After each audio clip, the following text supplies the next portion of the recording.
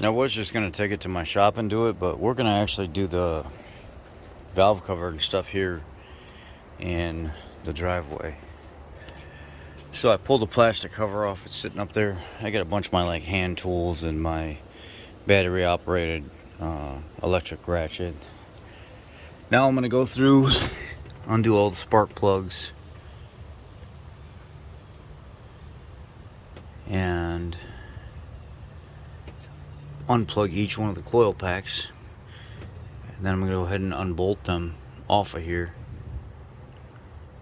and then start working on getting the valve cover off. It's pretty clean cut and dry. There's nothing too difficult about it.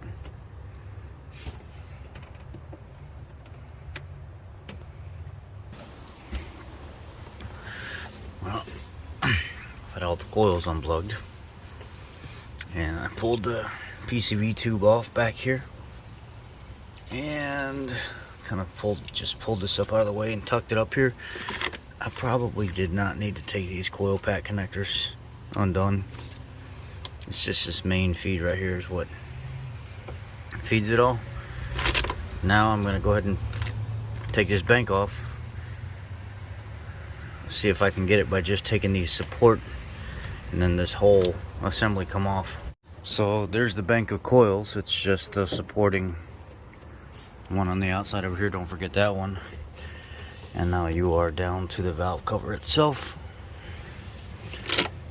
I probably have 10 minutes invested in this whole thing so far.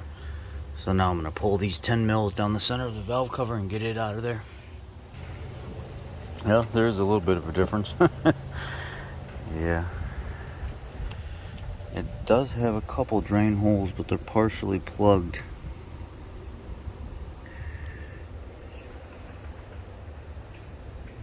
And then the new one seems like it's a little bit deeper, like it's got more room in between the baffle. And then I added a drain hole in between each one. See what it looks like inside the motor.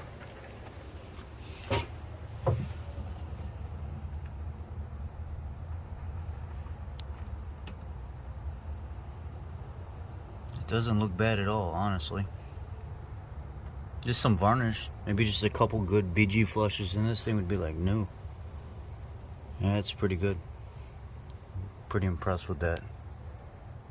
So, let's put it all back together.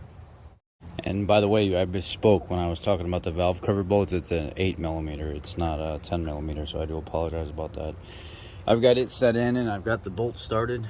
Now we're gonna go ahead and snug everything up.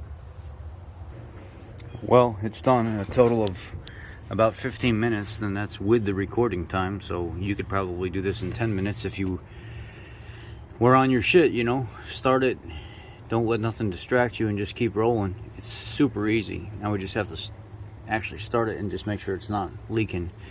A lot of people gave me grief because of the Dorman valve cover that I use, but you know what, I've never had a problem with their metal type components. It's with the electrical stuff that I had, but you know how people can be biased. So let's start it up and let's see what we got.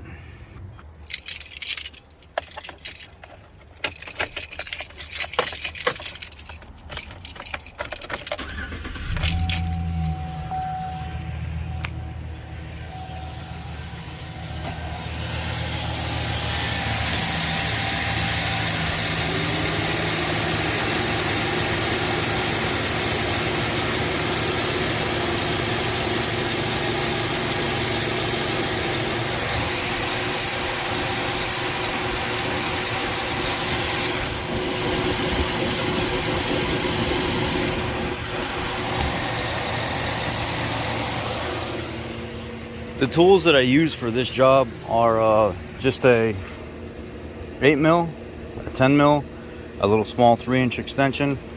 You don't have to have this electric ratchet. You can have a regular ratchet, and that's pretty much it. I mean, see all that junk down in there? Yeah, that ain't no good. So I'm glad we did this. I'm glad I reached out to you guys. You guys helped me, and I got a free extension in the process. This was dropped up there in the cowl. It says Silver Eagle. I think that's the Snap-on. That's the Snap-on off-brand. Free tools.